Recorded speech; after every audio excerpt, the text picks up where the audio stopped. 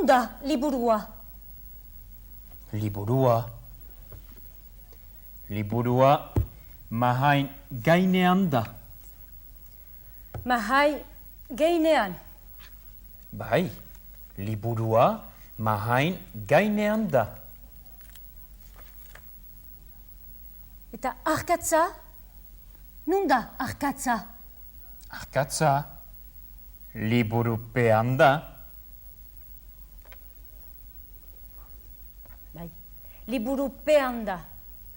Bai, arkatza liburupean da.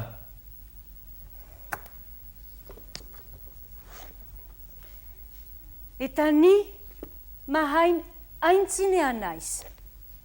Eta zu mahain gibelean.